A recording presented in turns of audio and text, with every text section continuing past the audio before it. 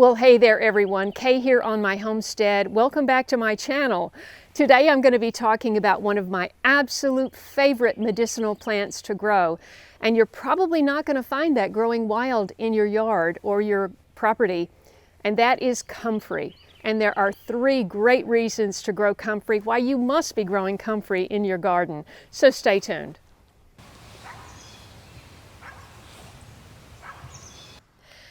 Okay, my story with comfrey began probably about 2014.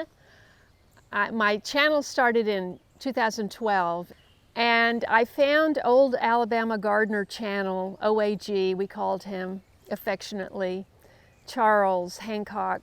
I said, you know, I wanted to get some comfrey. Now, there are 2 kinds of comfrey. You can get the kind that propagates by seeds, but this is sterile. It doesn't drop seeds, so it cannot become invasive. And most people grow the sterile variety, which you can propagate by cutting pieces of the root and planting it.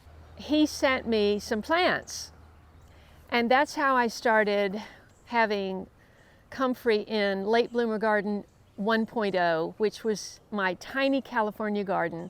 So if you've never checked any of those videos out and you have a small space garden, you really want to watch my first 5 years on my channel, because I talk about all those issues: finding the sun, capturing rainwater, packing in as much as you possibly can in a small space.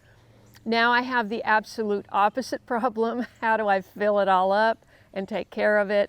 At any rate, back to comfrey. So he sent me some plants and, you know, some roots with shoots, and I planted them around. And when I had to sell the property in 2020, I packed up 25 plants and put in the back of my Prius. I had Renee take them out of the pots and trim down the root balls and put them all in plastic bags. And I just had fruit trees and bushes, and comfrey was one of those. So that's how comfrey arrived in Late Bloomer Garden 2.0. Now, a year after I was here, Tom Anderson, somebody recommended me to the Middle Tennessee Plant Swap, and I got to meet Tom Anderson, and that was in 2021, and then in 22, he and his wife came to visit here, and he brought me some comfrey. So now I have 2 different pots of comfrey, and I kept it straight for a long time, which I brought and which was his, and they're all in black pots, and now I don't remember, because in the winter it dies back, so it doesn't look like it does when it's growing, and it all got mixed together. And then last year I broke my kneecap. Second time I've needed comfrey, which is also known as knit bone. Its main medicinal quality, which is one reason you need to grow it, is it speeds wound healing and it promotes bone growth. My friend Gina came to take care of me after I broke my kneecap, and I was pretty laid up for a little bit, and she took me up to the Amish country, which I had wanted to go anyway. And I went up to see a man up there, and he recommended a certain protocol for the kneecap, you know, speeding up the healing of it. And it was arnica and comfrey root tincture, which they make and I purchased, and peppermint essential oil, and then another tincture that they recommended. So I would do that 3-4 times a day, that protocol. I told the doctor that I was he said 4 months. Yes, it does take 4 months to completely heal, but I was back at it in 2 months. So, and I think comfrey had something to do with that. Now, comfrey, this is a great book, by the way. This is Nicole Appelian and Claude Davis's The Lost Book of Herbal Remedies, and I just go to this book. It's got so many in it. She has quite the background. You can read about it. Each medicinal plant that she covers is about 1.5 pages, sometimes 2 pages. Comfrey is in the borage family, and it is a vigorous perennial herb with long lance-like leaves, very similar to borage because it's, you know, got the fuzzy leaves, and it doesn't smell particularly good. It doesn't smell bad, but it doesn't, you know, and I don't think the flowers have any, no, flowers don't have any scent, but it has these beautiful bell-like flowers that hang down. And in my late bloomer garden 1.0, I would see hummingbirds. Hummingbirds love these kind of flowers. The butterflies also love them. So you want to grow comfrey for medicinal purposes, you know, for injuries, wound healing. You want to grow comfrey because the roots bring nutrients up from the soil, and you can plant them near your fruit trees or bushes, and it enhances their growth. And so the other thing is the leaves, just like borage, and I did this in California. I made borage compost tea. You can make compost tea from the leaves. And we're going to set that up and do that. So stay with me. Medicinal uses: sprains, bruises, breaks, back pain, osteoarthritis, coughs, congestion, asthma, minor skin injuries. But you know, there is a warning about taking it internally. It's not edible. The leaves and roots are not edible, but you can make tea from it. So it's kind of strange. But anyway, I highly recommend this book, and I grab it all the times. So in 2016, I made my first trip to see Charles, and I'll put the link up there. That's when I just first, YouTube completely changed in 16. They went in longer videos, more of them, so I had to start editing my own videos. I was editing on my phone. They weren't that great production quality, but I saw some great people, and I was able to just go and visit all these people and very quickly edit the videos and to get them up without this big lag time.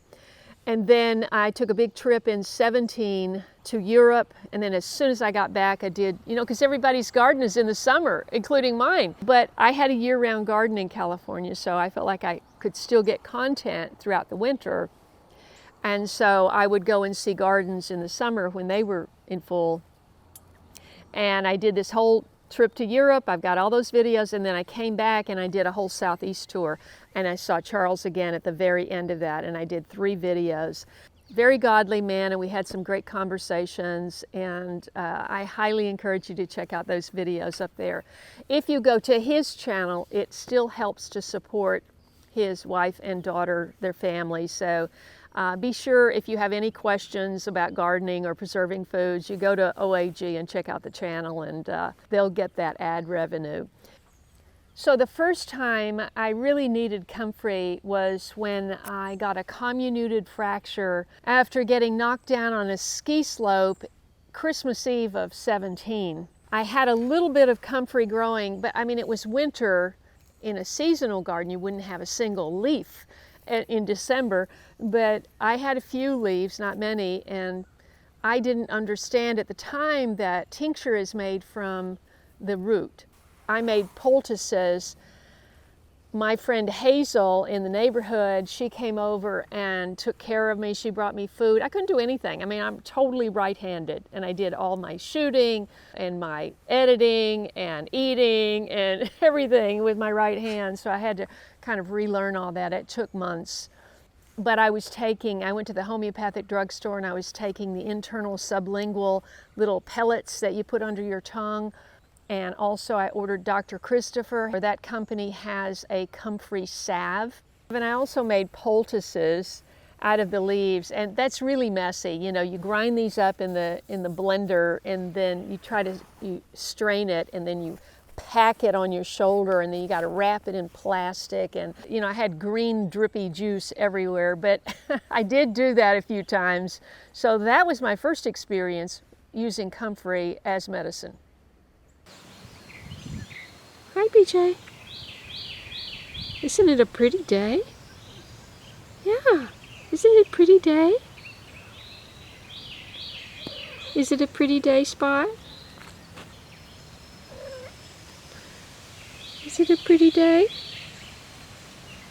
Yeah.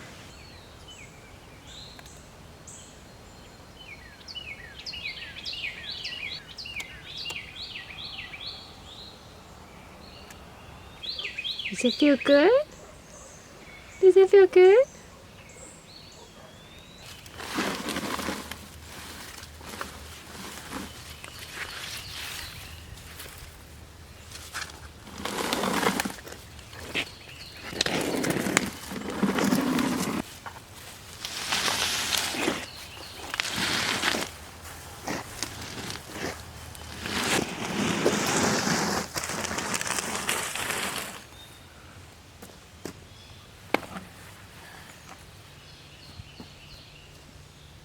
I wanted to give a plug for Permapastures Farm. Now they have so much comfrey and they sell on their store, so go to their website. Of course, you can check out their channel. I'll put the link right up there. They sell a rice knife. Now, I'll never be growing rice here, I can guarantee you that, but this rice knife is perfect. It's kind of hazardous, but it's perfect for cutting comfrey and making fast work of cutting comfrey. This is just starting to bloom, but we're going to go ahead and take these, and these are the ones that we're going to dry for medicinal use later. And look at that. Boom. I bought this on their website. Now you could cut them if you don't have a rice knife, obviously, but it just makes fast work. The older yellowing leaves I'm going to use for the compost tea. I love this. This is the first time I've used this. Now I bought this last year. In full disclosure, I ordered this and they sell the roots, and I bought comfrey roots. Where are they? I bought these comfrey roots from them, and it says if you can't plant them right away, you can put them in the refrigerator for up to 4 to 6 weeks. Well, you know, it gets pushed in the back and you forget about it, and guess what? You can see there's green growing on here. So these can be planted, I believe, and they'll work, I believe. I'm going to finish cleaning this up, and these roots I'm also going to plant around the yard. I'm going to put all of this in the compost tea. So I cut all of these older leaves that were already blooming. I mean, they're beautiful, but I just cut everything. And of course, you can cut them in smaller sections so they break down faster. You want to stir it, you know, and put a lid on it, and when it gets really stinky, then you can strain out the leaf material and just put it in a sprayer. So I want to just clean up these plants that I'm going to save. They're great for pollinators. These flowers pollinators love.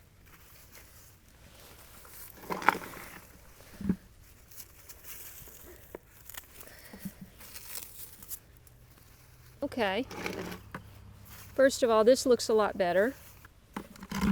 We've still got the blooms to look forward to. These are the leaves that we're going to dry in the dehydrator, or you can just use a low oven if you don't have a dehydrator. Low setting on your oven.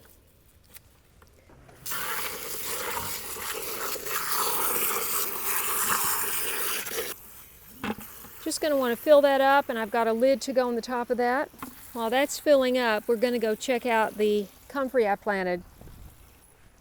So this was about this size when I planted it, 2 little leaves.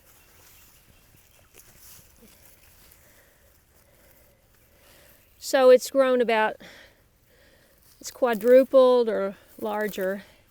Now I need to cut back these weeds around it. This is fleabane, that's popped in here. This is a pansy I planted. Same thing here, looking good.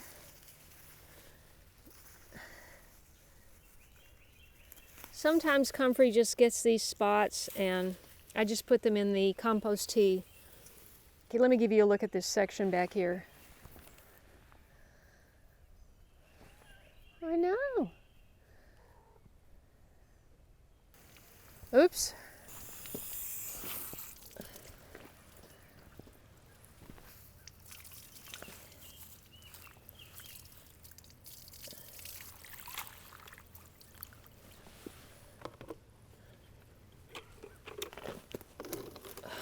That's heavy. But the plants are going to love it. Okay, now all we have to do is go and plant some roots. I've got some stakes to mark the place so that you don't lose it, and I've got my root slayer. They have different sizes of these shovels. There's a hand. I have the hand size, I have this smaller size, and I have the big size. And it really has come in handy. We're going to plant some of the roots that I bought from Permapasture's farm and see if they come up. So let's go down to the orchard. Well, I am so excited because I planted one of these bare root Asian pears last year. I planted it down on my other orchard and nothing ever happened, no sign of life whatsoever, and I've got signs of life coming out. So I must have done a better job planting it this time, and we're going to give it a comfrey root. And I do think I got the comfrey root a little too close to the lilac bushes, but they're very slow growing. So I'm going to come out about 2 feet. Oh, good. In Middle Tennessee, you never know if it's even going to go in 2 inches. You just need to go down 2 inches. Yeah. But if you just break off a piece, then you just put it in horizontal like that, 2 inches down. And then you close it up. That's it. That's all you do. And I think I'll do 2. Why not, right?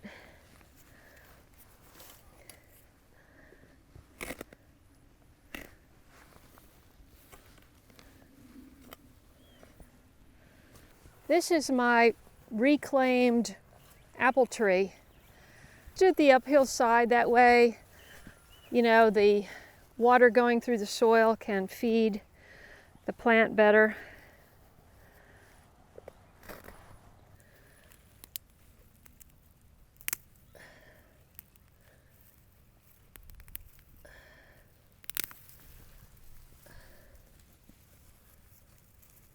Let's see, 1, 2, there, got that. And then let's do one for the pawpaw.